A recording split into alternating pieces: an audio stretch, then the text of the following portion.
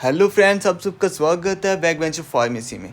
तो फ्रेंड्स, आज हम 5th यूनिट कंप्लीट करने वाले हैं मैट कैम्प का। और जिन्होंने ऑलरेडी ये पढ़ लिया है उनके लिए फास्टेस्ट रिवीजन होने वाली है, क्योंकि आपके एग्ज़ाम आ रहे हैं।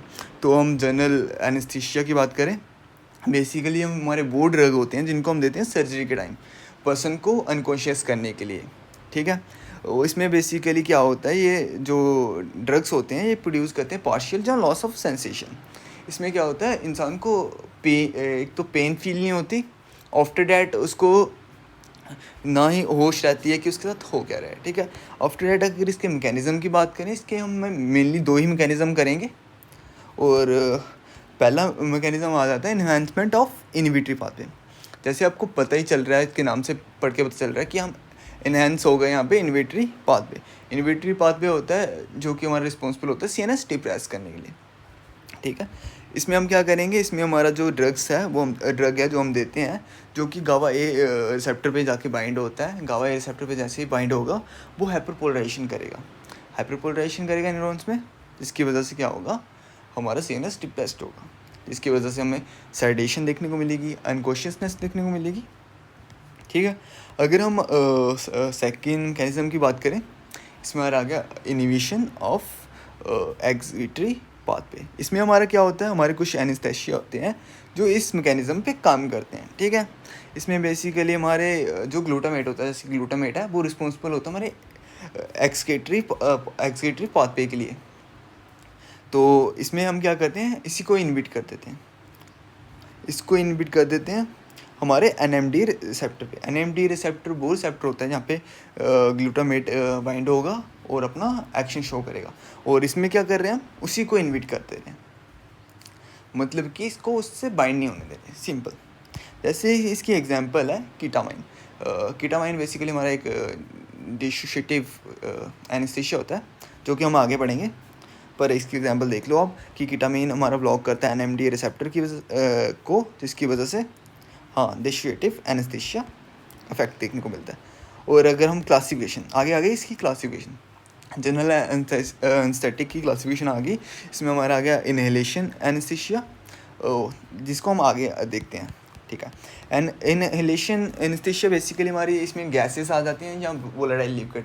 वोलेटाइल वो लिक्विड होते हैं जो कि एक सीजन की प्रेजेंस में आते ही इवेपोरेट होने स्टार्ट हो जाते हैं। ठीक है। उस आफ्टर डैट ये होते हैं, इनको हम मिक्स करते हैं ऑक्सीजन के साथ और एडमिनिस्ट्रेट करते हैं थ्रू इनहेलेशन। मतलब इनको हम इनहेल करते हैं और इनहेल करते ही जो हमारे रीच कर देते हैं ब्लड और ब्रेन तक पहुंच के सीएनएस डिप्रेशन कॉज करते हैं। आफ्टर डैट हमारे इसके मैकेनिज़्म की बात करें तो सबसे मेन चीज़ है कि इनका मैकेनिज़्म जो है वो सेम ही रहेगा। देखो, इसका जो मैकेनिज़्म है वो बिल्कुल गावा जो हमने ऊपर पढ़ा है वही सेम है, तो हम ये सेम ही लिखेंगे। आफ्टर डैट इसका जो सेकंड वाला मैकेनिज़्म है वो भी सेम है, इनहिबिटरी वाला, जो हम ऊपर ऑलरेडी पढ़ चुके हैं। तो आपको एक बार ही पढ़ना है, तो आप इसमें भी लिख के आ सकते हैं लेंथ बनाने के लिए। आफ्टर डैट हम चलते हैं आगे। तो इसकी ड्रग्स की बात करें तो आप 2 ड्रग्स इसके अच्छे से कर लेना, क्योंकि मैक्सिमम क्वेश्चन में ऐसे पूछा जाता है कि ये क्लासिफिकेशन बताओ, इसके बाद ये 2 ड्रग बताओ। पूछ तो ऐसे भी सकते हैं कि अलग अलग नाम से पूछ सकते हैं आपको कि इसका ये ड्रग का नाम बताएंगे और पूछेंगे ये किस क्लासिफिकेशन में आता है। तो आप ऊपर से देख आना, बट जो मेन 1-2 ड्रग है ना उसके अच्छे से स्ट्रक्चर वगैरह सब पढ़ लेना। इसमें हम हेलोथेन बहुत ईजी है, जो आपको करना है ज़रूर करना है। इसमें बेसिकली हमारा क्या है, देखो आप एंथीन ग्रुप है जहाँ पे हमारे सेंटर में 2 कार्बन आ जाते हैं। उसके जो right side 3 fluorine group attach हैं और ऊपर वाली साइड ब्रोमीन और नीचे क्लोराइड अटैच है। सो ये हमारा हो गया हेलोथीन। तो ये आप ज़्यादा रख लेना अच्छे से। आफ्टर डैट हम आगे चलते हैं और इसकी सिंथेसिस बहुत ईजी है, तो मैं आपको ये रेकमेंड करूँगा कि आप चेक करके जाना। ठीक है। इसमें हमारा क्या आ जाता है, इसमें हमारा आ जाता है 2 क्लोरो और 2 क्लोरो आ रहा है क्योंकि सेकंड पोजीशन पे हमारा क्लोरीन अटैच है। यहाँ पे थीन के साथ सेकंड पोजीशन पे हमारा क्लोरो अटैच है, सो 2 आ गया यहाँ पे।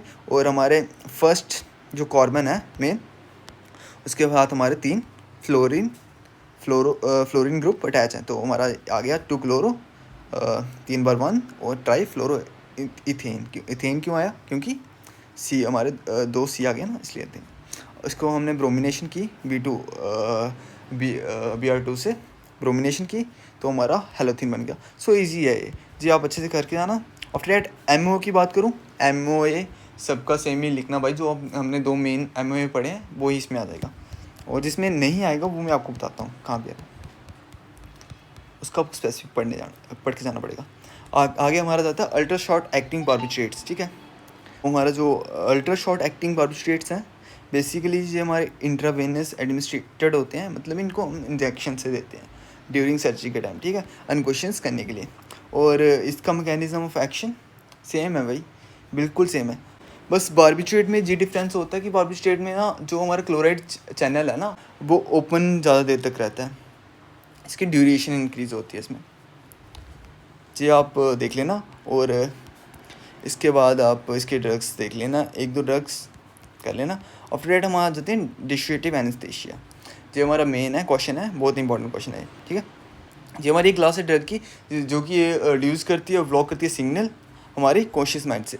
मतलब ये डिस्ट्रीब्यूटिव एनेस्थीसिया ऐसा एनेस्थीसिया होता है जो कि हमारी जो इंसान आपको देख के आपको ऐसे लगेगा कि वो जागा हुआ है, पर वो अनकॉन्शियस होता है, उसकी आंखें खुली होती हैं, मतलब कि उसकी जो रियलिटी के साथ ना उसका कोई कांटेक्ट नहीं होता है, वो अपने ही ख्यालों में होता है, वो एक अलग ही दुनिया में पहुंच गया होता है, ऐसे बोल सकते हो, पर ऐसा एग्जैक्टली नहीं है। हाँ, उसका मतलब डिटैचमेंट हो गई होती है इन्वायरमेंट्स के साथ और खुद के साथ, ठीक है। पर उसकी आंखें आप अगर देखोगे तो ऐसे लगेगा कि आपको कि वो जागा हुआ, उसकी आंखें खुली हुई हैं, ठीक है। और इसका अगर MOA की बात करें तो ये थोड़ा सा डिफरेंट है। फर्स्ट तो सेम ही है कि ये ब्लॉक करेगा NMDA रिसेप्टर। आपको पता है NMDA रिसेप्टर वो रिसेप्टर होता है जहाँ पे ग्लूटामेट बाइंड करता था और एक्सिबिटरी न्यूरोट्रांसमीटर में काम आता है। बट ये क्या करता है, ये हमारा ब्लॉक कर देता है NMDA रिसेप्टर को, जो कि एक सब टाइप है हमारे ग्लूटामेट रिसेप्टर की, जो कि रिस्पॉन्सिबल हमारे एक्सिबिटरी न्यूरोट्रांसमिशन मिशन के लिए हमारे CNS में, ठीक है।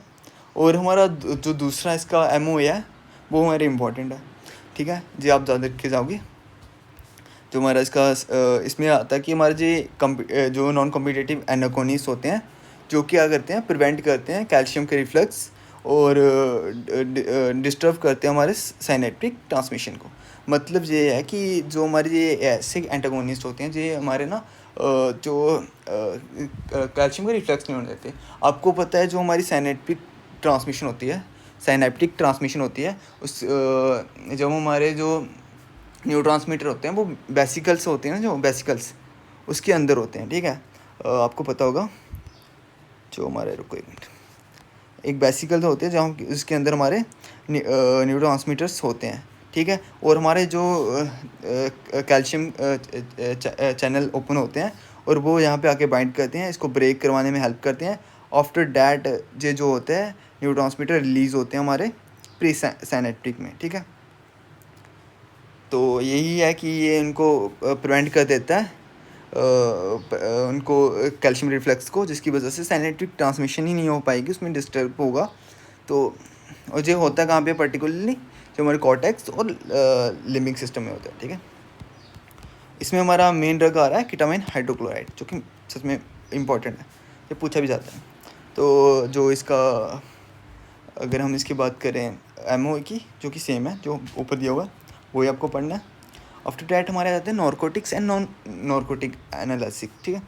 ये बेसिकली नॉर्कोटिक एनालिसिक हमारे वो ड्रग्स होते हैं जो कि एक टाइप के स्ट्रॉन्ग पेन किलर होते हैं। ये हमारे क्या करते हैं, ये हमारे हमें मेक यू फील स्लीप और ड्रोजी। मतलब कि ये हमें ये जो नॉर्कोटिक एनालिसिक है ये एक स्ट्रॉन्ग पेन किलर तो हैं, बट साथ साथ में ही जो आपको नींद भी लगवा देते हैं, ऐसे समझ लो, ठीक है। और इसमें हमारा एग्जांपल आ गई मॉर्फिन और कोडीन, ठीक है। और नॉन नॉर्कोटिक एनालिसिस की बात करें, जो हमारे माइल्डर पेन किलर ना, मतलब इतना स्ट्रॉन्ग पेन किलर नहीं है, बट ये कॉज नहीं करते स्लीपनेस, जो स्लीप है वो कॉज नहीं करते, ठीक है। और जो ऊपर वाले हैं वो स्लीप कॉज करते हैं, ये इनमें डिफरेंस है। और जो नॉन नॉर्कोटिक है ना, ये बेसिकली हमारे माइल्ड टू मॉडरेट पेन जैसे कि हेडेक वगैरह हुई, इनके लिए यूज़ होते हैं। इसमें पैरासीटामोल हो गया, आइबुप्रोफेन हो गया, आपने नाम सुने होंगे यही है। अगर हम MOA की बात करें, मैकेनिज़्म की बात करें, नारकोटिक जो एनालिसिक है, जो हमारा वर्क करता है, बाइंड करता है हमारे ओपेडिक रिसेप्टर के साथ, ब्रेन के और स्पाइनल कॉर्ड के साथ, स्पाइनल कॉर्ड के, और जो ब्लॉक करता है पेन सिग्नल। इसमें हमारा सबसे मेन यही है कि हमारा बाइंड करेगा ओपेड रिसेप्टर के साथ, ओपाइड्स रिसेप्टर के साथ बाइंड करेगा। आफ्टर डैट जिसकी वजह से ब्लॉक करेगा। ओपाइड रिसेप्टर क्या होते हैं? ओपाइड रिसेप्टर बेसिकली हमारे वो रिसेप्टर्स होते हैं जिन पे हमारे जो केमिकल न्यूरोट्रांसमीटर्स होते हैं ना, वो आके बाइंड करते हैं और हमारे रेगुलेट करते हैं हमारे पेन, मोटिवेशन, रिवॉर्ड वगैरह को, ठीक है। आफ्टर डैट जो नॉन नारकोटिक होते हैं, इसमें बेसिकली क्या है, जो हमारा ना ब्लॉक करते हैं एंजाइम, जिसको हम कॉक्स बोलते हैं, कॉक्स एंजाइम को ब्लॉक करते हैं, जो कि प्रोड्यूस करता है प्रोस्टाग्लैंडिन। प्रोस्टाग्लैंडिन पता क्या है? ये हमारा वो केमिकल है जो कि कॉज करता है पेन, स्वेलिंग वगैरह कॉज करता है, और इसको हमारा प्रोड्यूस कौन करता है? कॉक्स। और ये ड्रग्स नॉन नारकोटिक क्या कर रहा है? उसको ही ब्लॉक करते रहे। जो ये ड्रग है ना नॉन नारकोटिक, जिस कॉक्स को ही ब्लॉक कर दे रहा है, जिसकी वजह से हमारा प्रोस्टाग्लैंडिन प्रोड्यूस नहीं हो पा रहा, और जिसकी वजह से पेन और स्वेलिंग नहीं हो, ठीक। इसकी भी क्लासिफिकेशन आ गई। इसमें 3 क्लासिफिकेशन आए हमारी में। एक आ गई हमारी morphine related drug, narcotic antagonist और एंटी इन्फ्लेमेटरी ड्रग्स, ठीक। जी हम पढ़ लेते हैं। और हमारे आ गया morphine and morphine related drug. Morphine जो एक हमारा नेचुरल अक्रिंग अल्कोलाइड है, जो कि हमारा ऑब्टेन होता है ओपियम पोपी, ठीक है जी, आप समझ के। बेसिकली ये ना हमारा एक मॉर्फिन जो है ना, ये हमारा एक स्टैंडर्ड है, हमारा एक स्टैंडर्ड नारकोटिक एनाल्जेसिक ड्रग है। इसको हम स्टैंडर्ड की तरह यूज़ करते हैं और कंपेयर करते हैं बाकी ड्रग्स के साथ, ठीक। और इसकी अगर MOA की बात करें तो बेसिकली वही है, इसका MOA की हमारा जो ओपिड रिसेप्टर होते हैं ना, ओपिड रिसेप्टर ब्रेन और स्पाइनल कॉर्ड में, वहाँ पे जब आके बाइंड करेगा, बाइंड करते ही बेसिकली ये हमारा क्या करेगा, जो एड्रेनल साइक्लेज होता है, जो कैंप है, उसको इनहिबिट करेगा और क्लोज करेगा कैल्शियम चैनल को। उससे भी न्यूरोट्रांसमीटर का रिलीज जो होगा कम होगा, हाइपरपोलराइजेशन होगी, जिसकी वजह से हमारे पेन सिग्नल जो हैं ब्लॉक हो रहे हैं, ठीक है। पेन रिलीफ देखने को मिल रही है, सेडेशन देखने को मिल रही है। आफ्टर डैट हम सार बेसिकली हम एक अलग वीडियो बनाएंगे, जिसमें हम सारे यूनिट्स के साथ कंप्लीट कर देंगे। वो बहुत ही इंपॉर्टेंट वीडियो होने वाली है, तो आप सब्सक्राइब करके रख लो, वो वीडियो जैसे ही आएगी आपको नोटिफिकेशन आ जाएगी। आफ्टर डैट आगे हमारे आ गया, हाँ, नारकोटिक एंटागोनिस्ट बेसिकली हमारे वो मेडिसिन होती हैं जो कि ब्लॉक कर देती हैं हमारा इफेक्ट नारकोटिक्स का, ड्रग का। मतलब कि ये हमारे वो मेडिसिन है जो कि इसका इफेक्ट ही ब्लॉक कर दे रही हैं।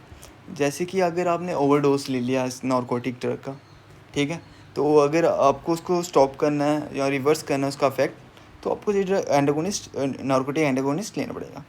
इसका मैकेनिज़्म ऑफ एक्शन की बात करें, इसका मैकेनिज़्म ऑफ एक्शन यही है कि जो हमारा अटैच होता है ओपिड रिसेप्टर के साथ, ये खुद अटैच हो जाता है, जिसकी वजह से ये जो ओपिड ड्रग होगा, जो नारकोटिक ड्रग होगा, उसको बाइंड नहीं होने देगा वहाँ पे, जिसकी वजह से वो काम ही नहीं कर पाएगा अपना। तो ये बेसिकली या तो स्टॉप कर दे रहा है या रिवर्स कर दे रहा है उसका इफेक्ट नारकोटिक का, ठीक है। ईजी है ये। आफ्टर डैट इसके ड्रग्स हैं जो कि आपको पढ़ने पड़ेंगे। इसमें 2 कर लेना यार इसके, क्योंकि क्लासिफिकेशन के साथ इसके ड्रग भी पूछ लेते हैं, दो ड्रग कर लेना। आफ्टर डैट हम एंटी इन्फ्लेमेटरी एजेंट्स के पास आते हैं। ये हमारे वो ड्रग हैं जो कि रिड्यूस करते हैं पेन, स्वेलिंग, फीवर और स्लीप भी मेक नहीं करते। जो आप समझ ही होगे, ये हमारे नॉन नारकोटिक में आ रहे हैं, जो कि हमने ऊपर पढ़े हुए हैं। इनको हम आल्सो नोन एज निसेट्स बोलते हैं, निसेट्स की कैटेगरी में आ रहे हैं, और ये हमारी ट्रीट करते हैं माइनर पेन वगैरह वगैरह, ठीक है। और MOA की बात करें, जो हमने ऊपर पढ़ा था डिटो, वही है जो ब्लॉक करता है हमारा कॉक्स को, जो कि साइक्लोऑक्सीजिनेज एंजाइम होता है, जो कि रिस्पॉन्सिबल होता है हमारा प्रोस्टाग्लैंडिन के लिए। ये इसको प्रोड्यूस करता है, जब इसको प्रोड्यूस करता है तो ये प्रमोट करता है इन्फ्लेमेशन, पेन, फीवर। और ये जो ड्रग है हमारा सिंपली इसको ब्लॉक ही कर देता है कॉक्स को, इसकी वजह से ये प्रोड्यूस ही नहीं होगा और ये सब देखने को नहीं मिलेगा। आफ्टर डैट हमारे हमारा ये यूनिट हो गया है कंप्लीट। जो आपको मेन ड्रग हैं स्टार ड्रग्स कर लेना और कोशिश करना कि हर एक क्लासिफिकेशन में से 2 ड्रग कर लो आप लोग, जिसकी वजह से आपका एग्ज़ाम में कोई क्वेश्चन ना छूटे। तो मिलते हैं नेक्स्ट वीडियो में। और मैंने नोट्स भी खुद के अभी मेरे उस पर काम चल रहा है, तो जैसे आएंगे तो मैं उस पर भी एक वीडियो बना के आपको डाल दूँगा। तो all the best for exam.